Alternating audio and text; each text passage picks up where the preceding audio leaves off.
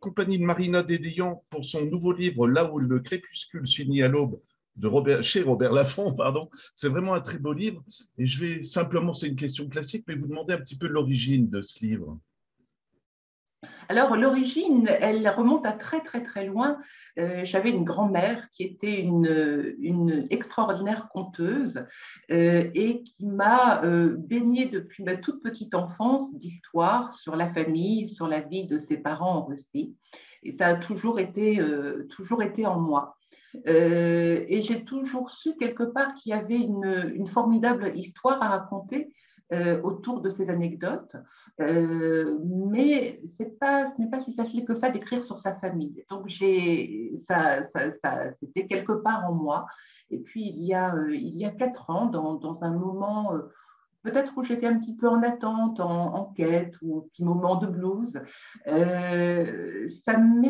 toutes ces histoires me sont revenues et me sont revenues d'autant plus fort que ma grand-mère avait mis par écrit une partie de ces anecdotes et ma mère a à ce moment-là tapé, mais des années après le décès de ma grand-mère, tapé ses notes sur ordinateur et me les a envoyées.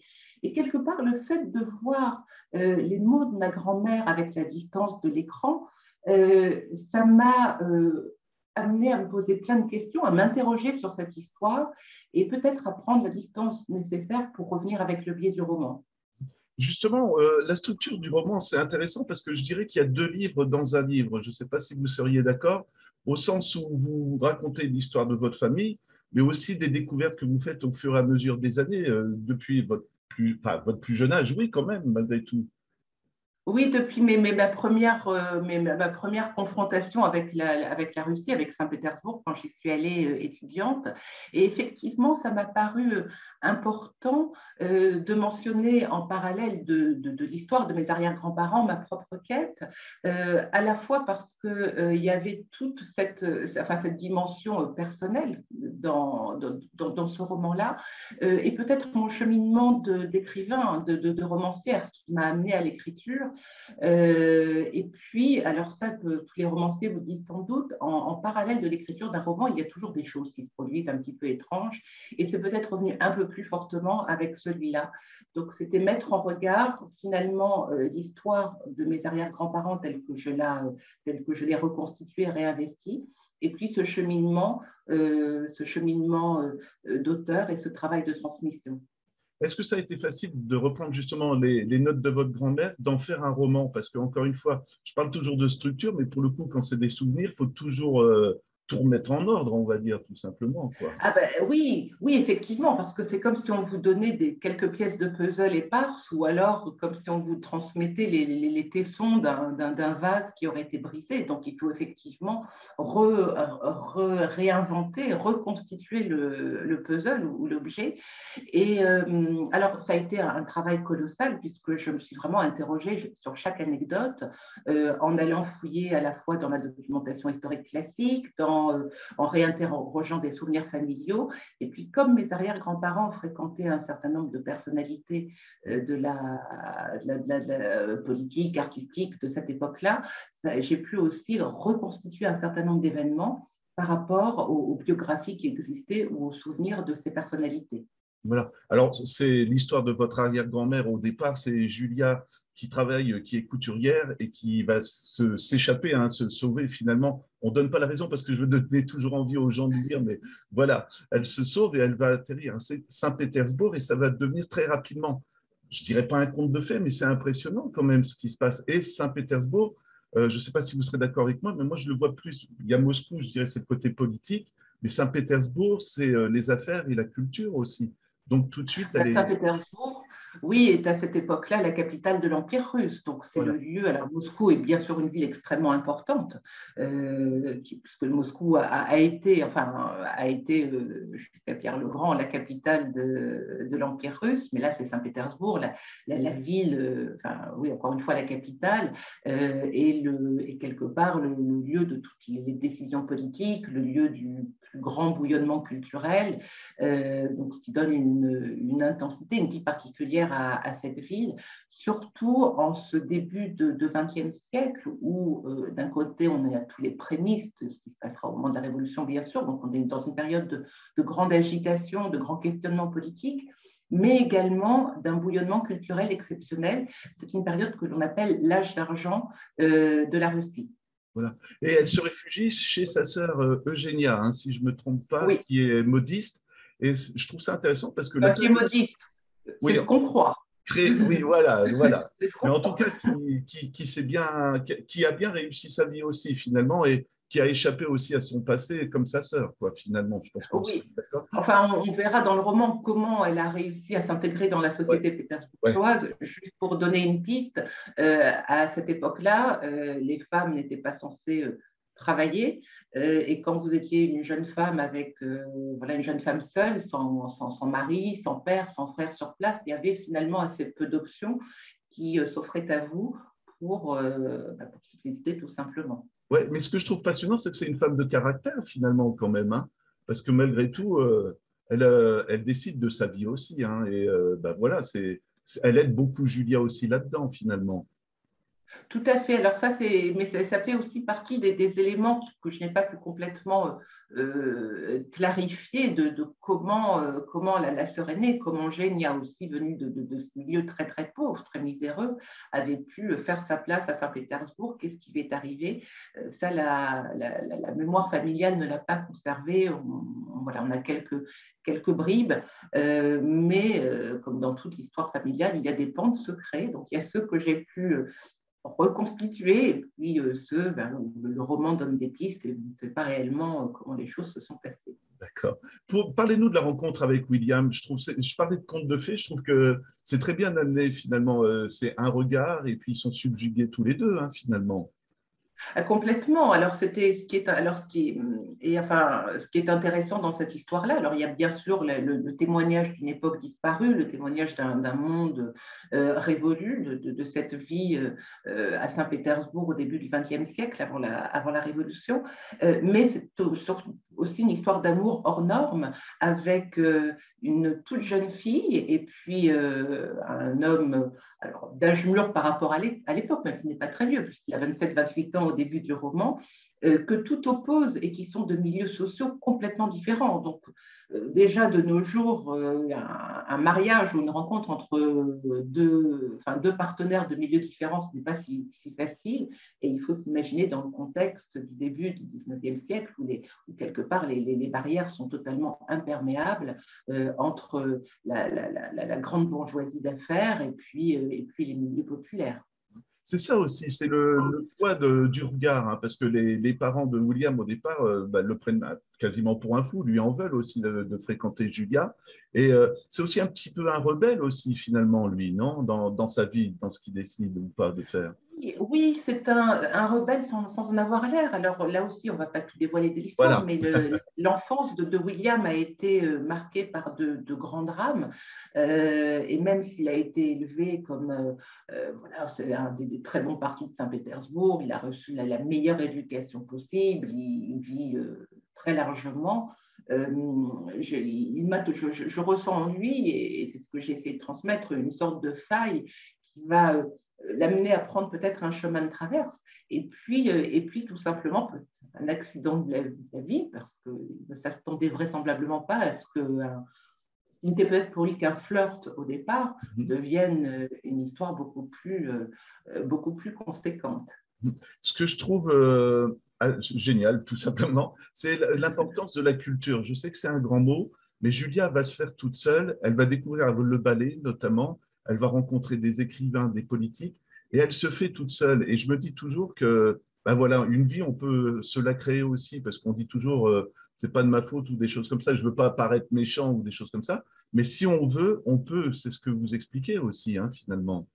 Oui, alors sachant qu'elle a bénéficié de deux atouts, alors bon, effectivement, il y a ce qui vient d'elle, c'est que c'était une femme remarquablement intelligente et adaptable et avec une pugnacité hors norme, mais en étant d'un milieu très très modeste, elle avait un père qui était issu d'une vieille famille, donc qui avait sans doute transmis des premières bases d'éducation, et William a eu à cœur aussi de donner une éducation à sa jeune maîtresse. Donc, elle a bénéficié de... Mais bon, il a fallu qu'elle rattrape quelque part tout ce qu'une jeune femme de bonne famille aurait appris depuis sa plus tendre enfance.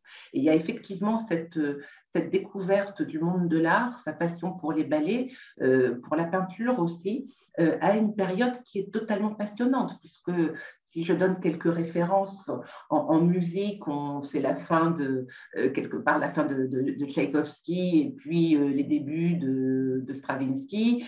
En peinture, on est sur la fin de Riepin et puis l'émergence de Malevich. En littérature, c'est la mort de Tchekhov et de Tolstoï et puis l'arrivée d'artistes, enfin d'écrivains comme Gorky. Donc on est vraiment dans une transition du monde où quelque part la rupture sur le plan artistique annonce la profonde rupture sur le plan politique et l'avenir de la société russe. Eh ben voilà, Marina, je vous remercie parce que c'est ce que j'allais vous demander. On va arriver presque, on va vivre la révolution russe dans ce roman. Et c'est ce qui rend ce pays, je crois, assez fascinant, c'est que c'est des bouleversements à chaque fois qui sont très violents. Et à chaque fois, ce couple veut croire jusqu'au bout que ça va aller. Et puis, je vous laisse nous raconter un peu, mais finalement, c'est Nicolas II, excusez-moi si je me trompe ou pas. Il le déteste. William, il est près du peuple, mais finalement, il va se rendre compte que le peuple ne le perçoit pas du tout comme ça. Et je trouve que c'est vraiment propre à la Russie, ces bouleversements politiques. Alors oui, c'est vrai que c'est un pays dont les évolutions se sont souvent faites, qui a vécu des temps de rupture violentes. Et malheureusement, je pense que le grand malheur a été d'avoir avec Nicolas II un tsar qui était tout simplement incompétent, à une période de fort bouleversement avec la révolution industrielle, avec le réveil des nationalités un peu partout dans le monde, qu'on a pu constater dans tous les grands empires. Ce qui m'a paru intéressant, c'est que William fait partie de cette société, de ces intellectuels, de ce courant libéral qui, au final, qui a toujours existé en Russie, mais qui s'est retrouvé broyé entre l'extrémisme des conservateurs, donc enfin, autocratie de Nicolas II, et puis l'extrémisme de la frange du mouvement révolutionnaire représenté par les bolcheviks. Et effectivement, on a une vision souvent un peu schématique dans ce qui nous a été transmis dans notre culture entre le tsar, les Romanov et puis brusquement les bolcheviks, et on oublie tout ce courant libéral qui s'est vraiment battu pour une évolution de la Russie dans des conditions, je dirais, plus sereines, où on avait de grandes figures, comme les parents de l'écrivain Vladimir Nabokov, le père de Nabokov, qui a été un immense juriste, qui a été en prison pour défendre des idées libérales, comme voilà un certain nombre d'intellectuels ou de gens de pouvoir qui ont été finalement complètement broyés. Il y avait bien sûr la guerre qui n'a pas arrangé les choses.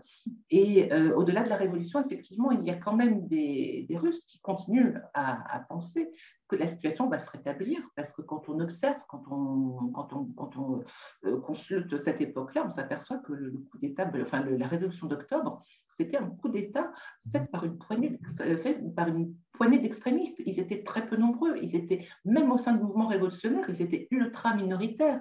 Donc tout laissait à croire qu'il serait rapidement balayé et que la fameuse assemblée constituante qui avait été promise se tiendrait et que la Russie évoluerait vers, alors Nicolas II avait abdiqué, évoluerait vers une république ou une forme de démocratie plus semblable à ce qui se passait en Europe occidentale.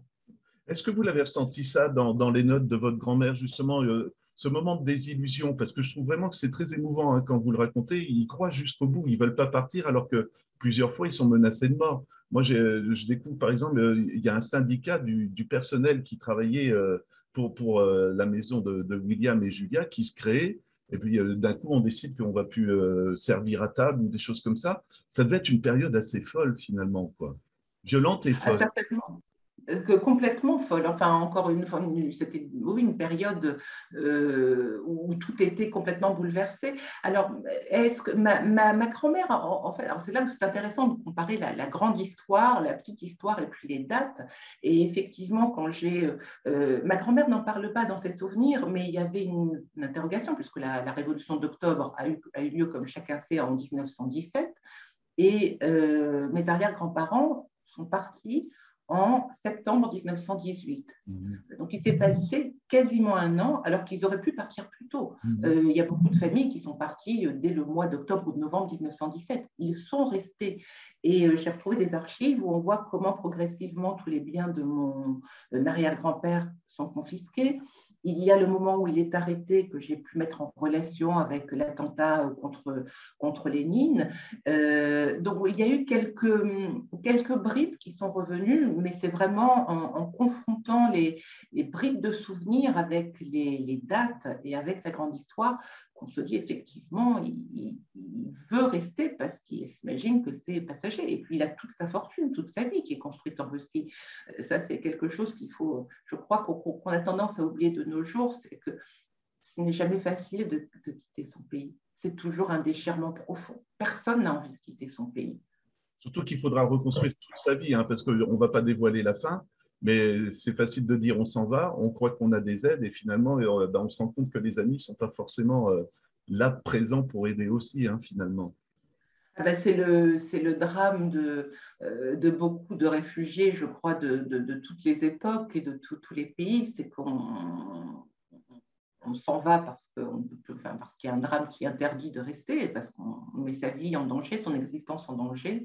Et parfois, on compte un peu trop sur la bienveillance ou la compréhension, au-delà du pays qui nous accueille, mais de la famille ou des amis qui peuvent déjà y être installés. Donc, effectivement, ce sont des périodes d'une grande violence et qu'ont vécu finalement tous mes grands-parents du côté maternel ou du côté paternel. Ça sera ma toute dernière question, Marina, mais je pense que vous serez d'accord, c'est votre roman le plus personnel, finalement. Et est-ce que c'est facile, justement, quand on veut raconter l'histoire de sa famille, bah, de se mettre devant un écran d'ordinateur et de commencer à la raconter? Alors, ce qui était intéressant en tant que romancière, c'est que finalement, aborder le sujet sous le thème du roman fait que petit à petit, donc, les personnages qui sont mes arrière-grands-parents deviennent des personnages du roman. Donc, ça permet de prendre la distance nécessaire pour les réinvestir comme des personnages de roman et de leur donner toute la vie. Donc, et ça, non, ça n'a pas posé, ça m'a interrogée au départ parce que j'ai eu toujours cette petite musique dans ma tête de dire mais est-ce que je ne les trahis pas? Est-ce que c'était bien ça? Est-ce que voilà, donc il y a toujours ça. Le roman le plus personnel, oui bien sûr, oui bien sûr. Alors peut-être pas tant sur la partie de l'histoire de mes grands-parents, mais sur cette deuxième histoire, sur l'histoire de ma quête, où effectivement j'ai très peu l'habitude de parler à la première personne, c'est la première fois que je le fais, et où je livre vraiment enfin, à la fois des anecdotes que j'ai vécues et puis des sentiments beaucoup plus personnels. Donc c'était une autre démarche, mais j'ai vécu ce roman, enfin chaque roman on le porte différemment, c'est comme quand on a des enfants, voilà, chaque grossesse est différente, à chaque fois c'est différent. Dans celui-là, il me semble que j'ai eu ça a été difficile, mais une grande joie aussi. Et comme vous le savez, on a traversé une période particulière qui n'est pas finie. Et j'avais avec moi cette leçon de vie de ces ancêtres qui ont vécu, qui ont vu leur monde disparaître et qui ont pu reconstruire une vie derrière. Et c'est une dimension peut-être de résilience qui peut être une force à la fois moi en tant qu'auteur, mais j'espère pour tous les lecteurs. Voilà. Et moi, vraiment, je vais un peu dans le sens de ce que vous dites, que les échos du passé peuvent expliquer ce qui se passe aussi aujourd'hui. Je ne vais pas faire de la philosophie ou des choses comme ça, mais il faut prendre aussi le temps d'analyser et de regarder tout ce qui s'est passé avant, quoi, tout simplement. Et je trouve que votre livre en ce moment, et je vous envoie des fleurs, mais est nécessaire à ça parce qu'il y a aussi l'histoire de la Russie dedans. Et je ferai même un comparatif avec le film Le Docteur Givago. Si on veut comprendre aussi un petit peu ce qui s'est passé et maintenant ce qui se passe, je pense que des livres et des films comme cela sont nécessaires, quoi. Voilà. Donc, Je l'espère et je vous remercie. je redonne le titre de votre roman, donc Marina Dédéian, Là où le crépuscule s'unit à l'aube, aux éditions Robert Laffont. Merci beaucoup parce que c'est vraiment très agréable à lire, quoi. Voilà. Et puis, si je peux me permettre, il y a aussi Allez-y, un allez-y. clip de présentation du livre sur YouTube. Donc, voilà, si vous cherchez Marina Dédéian, vous le trouverez facilement.